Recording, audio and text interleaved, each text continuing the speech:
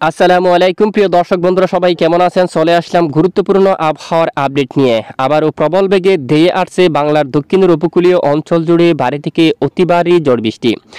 আগামী 24 থেকে 48 ঘন্টায় বাংলাদেশের রাজধানী ঢাকা বিভাগ থেকে শুরু করে দেশের উত্তরাঞ্চল এবং দেশের দক্ষিণাঞ্চল, এছাড়া ভারতের পশ্চিমবঙ্গ সহ উত্তরবঙ্গ, আসাম, ত্রিপুরা, বাংলাদেশের 64 জেলার মধ্যে কোন কোন জেলার আবহাওয়ার পরিস্থিতি কেমন থাকবে, কোন কোন জেলায় ঝড় বৃষ্টিপাতের সম্ভাবনা বা কোন কোন জেলায় ঠান্ডার পরিস্থিতি থাকবে, আর ঘূর্ণিঝড় কোথায় আঘাত করতে পারে, সম্পূর্ণ বিস্তারিতভাবে আপনাদেরকে দেখিয়ে দেওয়া হবে। তো আশা করি ভিডিওটি সম্পূর্ণভাবে দেখবেন। ভালো লাগলে একটি লাইক করবেন। সবার আগে গুরুত্বপূর্ণ আবহাওয়ার খবর পেতে চ্যানেলটি সাবস্ক্রাইব করে পাশের বেল বাটনে ক্লিক করে রাখবেন। আর ভিডিওটি আপনি কোন জেলা থেকে লাইভ দেখছেন কমেন্ট করে জানিয়ে দিন।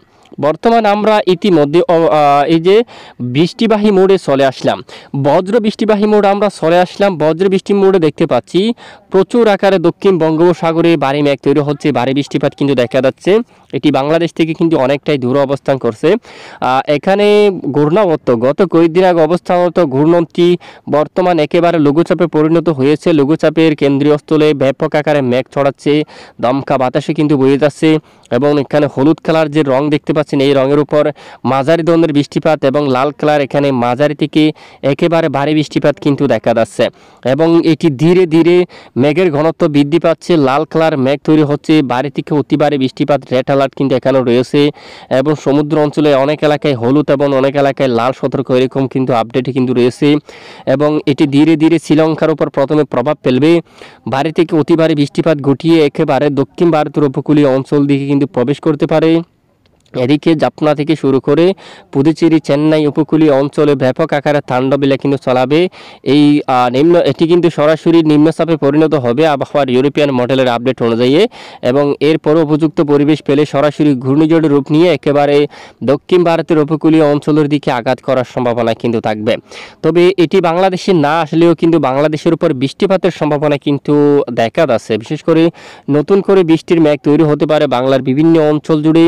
তখন কিন্তু আমরা দেখতে পাচ্ছি একেবারে দক্ষিণের বেশ কিছু এলাকায় ক্ষুদ্র ক্ষুদ্র আকার করে একেবারে বজ্র বিদ্যুৎ সহ বৃষ্টিপাত তৈরি হচ্ছে, যার প্রভাবে এখানে অনেক এলাকায় কিন্তু বৃষ্টিপাত হতে পারে। হাটহাজারী, চট্টগ্রাম বিভাগের উপর বা এখানে পরিচুটি অথবা এখানে দেখুন এখানে বেশ কিছু এলাকা রয়েছে চট্টগ্রাম বিভাগের।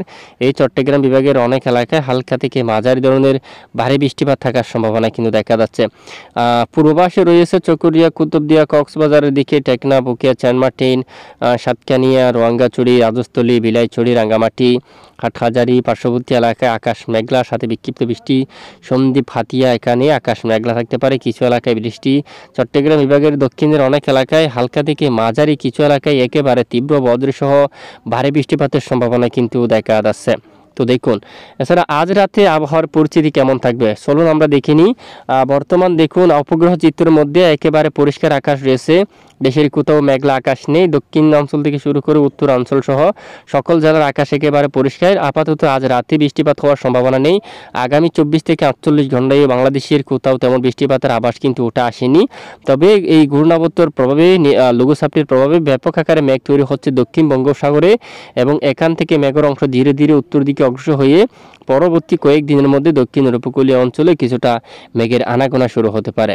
তো এ হচ্ছে আজকের আবহাওয়ার আপডেট। এটুকু সঙ্গে থাকার জন্য ধন্যবাদ।